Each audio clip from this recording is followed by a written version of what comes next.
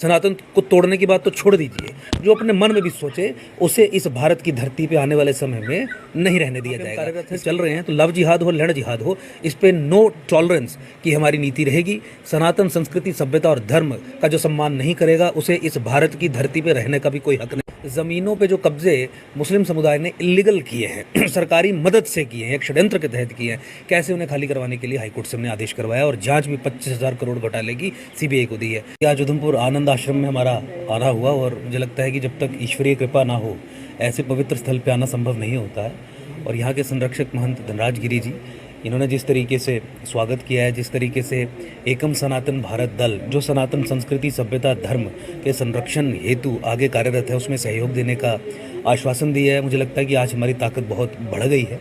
संतों के आशीर्वाद के बिना सनातन संस्कृति सभ्यता धर्म की लड़ाई नहीं लड़ी जा सकती। जिस तरीके से आप जानते हैं कि एकजुट जम्मू जो जम्मू संभाग में सनातन के इस्लामीकरण के विरुद्ध उतरा था और जम्मू के पॉलिटिकल एम्पावरमेंट और पॉलिटिकल लिबरेशन के लिए कार्यरत था, उसका ही व्यापक रूप एकजुट जम्मू का ही बड़ा रूप एकम सनातन भारत दल, जिसमें भारत राष्ट्र के 28 राज्य और 8 केंद्र शासित प्रदेश जो हैं वो शामिल हैं। जैसा आपने देखा कि हर राज्य की इकाइयाँ भी घोषित हो रही हैं। उस संबंध में जब हम आज निकले हैं तो उधमपुर का दौरा करने, तो कई जगह पे बहुत सारे लोगों ने दामन थामा है। महाराज जी के आशीर्वाद के लिए हम यहाँ पे आए थे, महाराज जी ने आशीर्वाद दिया है। मुझे लगता है जो हमारे सप्त संकल्प भी हैं एकम सनातन भारत दल के, जिसमें गौहत्या पर संपूर्ण प्रतिबंध, माँ गंगा, गाय और राम सेतु को राष्ट्रीय धरोहर घोषित करना, उस संबंध में भी महाराज जी से काफ़ी चर्चा हुई। किस तरीके से हम मास मोबिलाइजेशन कर सकते हैं अपने सप्त संकल्पों के अराउंड, उस पर भी व्यापक चर्चा हुई है। मुझे लगता है कि संतों के आशीर्वाद से मिलकर ही यहाँ का जो सच्चा सनातनी है वो सनातन पे बन पड़े जो खतरे हैं उनके विरुद्ध लड़ने का साहस जुटा सकता है। उसी पृष्ठभूमि में हम आए हैं। मैं बहुत धन्यवाद देना चाहता हूँ महाराज जी की पूरी टीम का, सबका यहाँ पर जो उपस्थित है, जिन्होंने तहे दिल से हमारा साथ देने की घोषणा की है। पब्लिकली भी महाराज जी ने कहा आने वाले 2024 के जो लोकसभा चुनाव हैं उसमें एकम सनातन भारत दल पूरब से पश्चिम और उत्तर से दक्षिण तक अपने कैंडिडेट्स उतारेगा। और मुझे लगता है कि सनातन समाज को जिस राष्ट्रीय स्तर पे राजनीतिक विकल्प की आवश्यकता थी, एकम सनातन भारत दल वही विकल्प है। लाखों की संख्या में इस पार्टी को सबने ज्वाइन किया। आपने उधमपुर हरिद्वार में भी देखा होगा कि किस तरीके से हजारों की संख्या में हमारे केवल फाउंडर मेंबर्स वहाँ पे आए थे। तो आप समझ सकते हैं कि किस तरीके से शक्ति जो है इस दल की बढ़ रही है। एकजुट जम्मू के कार्यों से तो आप सब परिचित हैं ही, लेकिन वही खतरे जो जम्मू संभाग पे और सनातन पे जम्मू कश्मीर में रहते हुए थे, वही खतरे पूरे सनातन पे पूरे देश में भी हैं। तो आज पूरा देश एकजुट हुआ है इस आइडिया के पीछे और संघर्षरत है। मुझे लगता है कि आने वाले चुनावों में भी, लोकसभा चुनावों में भी जम्मू कश्मीर की 2 सीटों पे हम केवल लड़ेंगे और बाकी राज्यों की तमाम सीटों पे लड़ेंगे। कश्मीर से हमें कोई वास्ता नहीं है, कश्मीर को 2 हिस्सों में तोड़ना भी है, हिंदुओं को वहाँ पे स्थापित करने के लिए केंद्र शासित प्रदेश भी बनाना है। इस्लामिक आक्रांताओं ने, जिहादियों ने जो 90 के दशक में हिंदुओं का नरसंहार किया और पूरे तरीके से इस्लामीकरण किया उस क्षेत्र का, उस इस्लामीकरण को रिवर्स करने के लिए, ताकि वहाँ पे हिंदुओं को स्थापित किया जाए, पुनर्स्थापित किया जाए, उसके लिए उसको 2 हिस्सों में तोड़ना बहुत ज़रूरी है।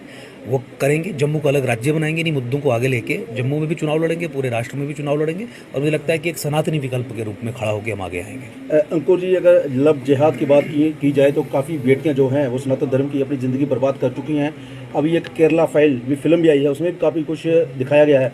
तो इसके लिए क्या कोशिश रहेगी आपकी? हमारे सप्त संकल्पों में से एक संकल्प ये है कि धर्मांतरण पे पूरी तरह से रोक लगाना है। कन्वर्जन माफिया, जिहादी माफिया और ISIS जैसे आतंकी संगठनों के लिए रिक्रूट करना, ये एक पूरा जो गैंग है उसको केवल धर्मांतरण पे पूर्णतः प्रतिबंध लगा के और मृत्युदंड जैसे प्रावधान उस कानून में इंट्रोड्यूस करके कंटेन किया जा सकता है। जहाँ तक जिहाद की बात है, लव जिहाद है, लैंड जिहाद है, ऐसे तमाम जिहादों से न केवल एकजुट जम्मू एकम सनातन भारत दल और हमारा व्यक्तिगत तौर पे लड़ने का संघर्ष है, बल्कि इन्हें हराने का भी हमारा संघर्ष है। वो कानून जो लैंड जिहाद को इम्प्लीमेंट करने के लिए जम्मू कश्मीर के इतिहास में बनाए, वो कानून हमने 6 वर्ष के संघर्ष में ध्वस्त करवा दिए, तोड़वा दिए, खत्म करवा दिए।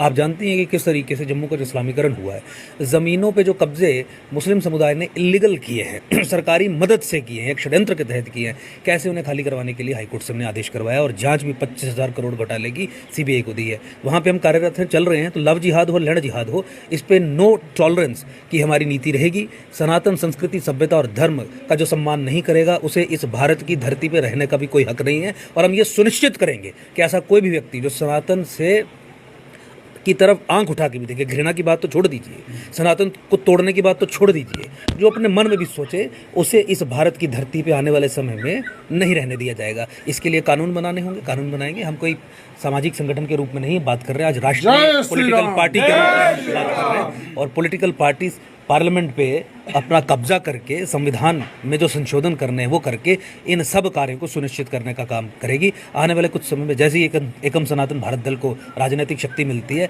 ना लव जिहाद रहेगा, ना लैंड जिहाद रहेगा, ना जिहादी रहेंगे। सबको, भारत को, इस राष्ट्र को उनसे मुक्त किया जाएगा।